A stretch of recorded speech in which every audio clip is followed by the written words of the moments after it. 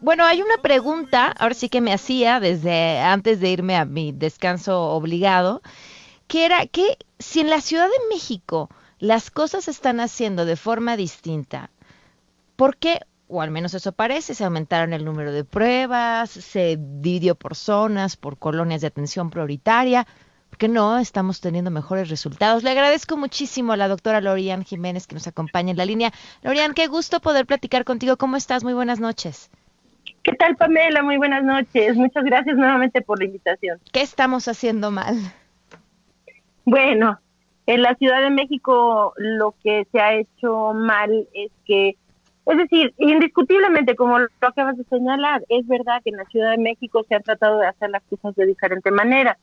Y el abordaje, es decir, en principio el abordaje que se ha seguido, por lo menos en las últimas semanas, meses, pues sí, tiene fundamentalmente principios adecuados. El problema es que se esperó demasiado tiempo para hacer esto y los esfuerzos, a pesar de que pueden ser sí los correctos, siguen siendo insuficientes. Es decir, el número de pruebas que ahorita se está haciendo en la Ciudad de México, si esto se hubiera hecho, vamos a decir, tal vez en los meses de julio o agosto, quizá entonces hubieran sido suficientes, pero ahora no lo son. Entonces, la Ciudad de México, pues sí, que siempre estuvo haciendo más o menos unas 2,000, 2,500. De repente, cuando nos iba bien, pues se subía a 3,000, ¿no? Ahí se nos había dicho, ¿no? Que a partir de julio iban a llegar a 3,700 pruebas. Eso nunca se dio, nada más fueron reportes así de tener la intención de hacerlo, cosa que nunca se logró. Si en aquel momento se hubiera logrado subir el número de pruebas, realmente hacer el rastreo de contactos, tener centros de aislamiento controlado de los casos positivos, pues quizá el problema se hubiera controlado mejor, pero parece que las autoridades han hecho siempre errores de cálculo que finalmente terminan costando vidas. Ahora, entonces, ¿qué se tendría que hacer en un momento ya como Uh-huh. este? ¿Qué se tendría que hacer en un momento como este? Bueno, pues el momento de ahorita es realmente muy dramático porque lo que, digo, no quiero ser fatalista ni mucho menos, ¿no? Pero este tipo de eventos sí llega un momento en que puede ser demasiado tarde los esfuerzos. No sé si ya se ha llegado a ese punto de quiebre o no. Me da la impresión que no. O sea, todavía podría hacerse algo. Incluso, por ejemplo, en Estados Unidos, están absolutamente desbordados. Es Sí. decir, la cantidad de contagios y de muertes que tienen están literalmente colapsando ciudades, incluso estados de Estados Unidos enteros, ¿no? O sea, es muy, muy grave lo que les está ocurriendo. Pero incluso así, si se hace lo adecuado en la magnitud adecuada, se puede controlar el problema. Es que ahorita la Ciudad de México, vamos a decir, pues en cifras de ayer hicieron 7,000 pruebas. Fue domingo y entonces, pues se perdona, ¿no? Han estado haciendo alrededor de unas 15,000 diarias. ¿Cuántas habría Pues que hacer? 15,000. No, no, o sea, la Ciudad de México para el número de habitantes, la positividad que se tiene y la dispersión de los contagios estimada, pues en la Ciudad de México se tendrían que estar haciendo cerca de 100,000 pruebas al día. Y no es el número de pruebas ahora, esto es bien importante señalar, no es el número de pruebas per se, Pamela, porque es decir, la gente cree que uno está abogando por hagan muchas, muchas, muchas así, como eso no es. El aumentar el número de pruebas significa que se aumenta el número de casos que se detectan a partir de un primer contacto. Es decir, que se establecen programas reales de rastreo de contactos. Entonces, en la Ciudad de México, por ejemplo, pues ahora se amplía el número de pruebas, sí, pero seguimos sin hacer un rastreo de contactos efectivo. Mientras esto no se haga, no se pueden cortar adecuadamente las cadenas de transmisión. Esto quiere decir que un caso que va y se hace una prueba porque tiene síntomas, porque se siente enfermo, qué sé yo, si sale positivo, a ese caso hay que rastrear sus contactos. La Organización Mundial de la Salud indica que para hacer una contención adecuada se requieren como mínimo rastrear en alrededor de 30 Uf. contactos por cada caso nuevo confirmado. En nuestro país no se hace ni siquiera una prueba adicional a cada caso confirmado.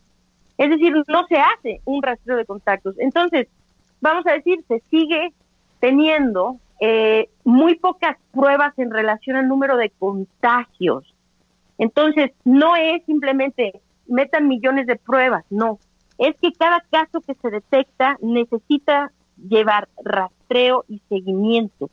Es decir, garantizar que todos los casos positivos, sean sintomáticos o no, van a ser aislados para poder cortar sus cadenas de transmisión. A ver, Lorian, a estas alturas me da a pensar que prácticamente tendríamos ya hoy, o sea, si uno se pregunta la posibilidad que tuvo de haber estado en los últimos 5 días con una persona que haya reportado positivo, que prácticamente hoy todos tendríamos que estar aislados o en nuestras casas. Pues no es así, nos da esa impresión, pero no es necesariamente así. Uh-huh. Es decir, se necesita saber con certeza. Ahora, hay cosas que la población puede hacer para ayudar, ¿no?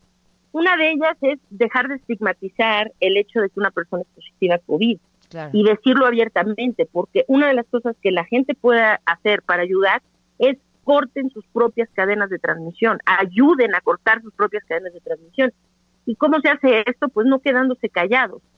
Es decir, si yo estoy positivo, necesito avisar a toda la gente con la que tuve contacto que estoy contagiado, para que ellos hagan lo suyo y entonces se aíslen y avisen a su vez a la gente con la que ellos tuvieron contacto. Entonces, esto puede volverse una cadena que podría ayudar, pero la realidad es que tiene que venir por parte de las autoridades.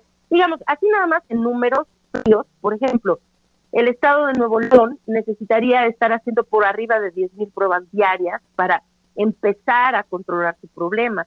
Nosotros, el estado de Jalisco, por ejemplo, necesita por su posibilidad y el tamaño de población más o menos unas 12,000 al día, ¿no? Uh-huh. Nosotros, para empezar, nada más digo para un arranque, para empezar a contener el problema. Aquí en la Ciudad de México, por el tamaño y la dispersión estimada de contagios en la población, pues sí necesitaríamos estar hablando entre 50,000 y 100,000 pruebas al día, quizás, que esto reflejaría, no es ir a la calle a hacerle pruebas a quien sea, es que es rastrear los contactos de cada caso positivo. Esa es la clave. Y garantizar que esas personas que salen positivas se aíslen. Sí. Porque yo... Uh-huh. No, a ver, decías aíslen, pero si alguien, para que le quede al público muy claro, si alguien estuvo en contacto con una persona que le avisa, oye, acabo de dar positivo, ¿tiene que esperarse cuánto tiempo para hacerse una prueba? ¿O sí, aislarse 15 días? No, bueno, en principio se tiene que aislar hasta que no tenga el resultado de una prueba. Uh-huh. Necesita aislarse porque ya es sospechoso. Todas las personas que tienen sospecha por un contacto sospechoso, pues necesitan aislarse 14 días, ¿no? Pero aquí lo ideal sería, es que si tuviéramos la capacidad de pruebas, ¿no?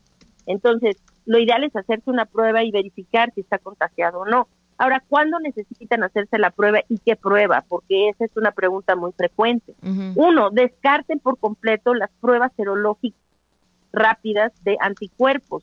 Esas pruebas no sirven para dar un diagnóstico. Entonces, las pruebas rápidas, las rápidas, ojo, porque los kioscos están haciendo pruebas, vamos a decir, entre comillas, rápidas, pero esas son de antígeno. Las de antígeno sí sirven, o sea, son pruebas relativamente buenas, ¿ok? Las que hacen en los kioscos de la Ciudad de México no necesariamente son las mejores, pero bueno, sí tienen utilidad diagnóstica, vamos a poner. Uh-huh. Entonces, pero la gente que ve, no, pues las que me salen muy baratas en un laboratorio son las serológicas rápidas. Pues sí, le sale muy barato, pero no le da ninguna información. Entonces, eviten esas. Las que el estándar de oro es hacerse una prueba por PCR. Esas son las que sirven más que cualquier otra. Ahora, ¿cuándo se la tienen que hacer? Deben dejar pasar 5 días a partir del contacto sospechoso. Es decir, si yo tuve contacto con una persona que me dice que es positiva a COVID, debo de ver qué día tuve contacto cercano con esa persona, contar 5 días y a partir del 5.º día puedo irme a hacer una prueba. Okay. Uh-huh. Perfecto, pues Lorian, como siempre un gusto poder platicar contigo. Muchísimas gracias. Ay, claro que sí, no tienes nada que agradecer, un placer, Pamela. Te mando un fuerte abrazo. Son las 7:30.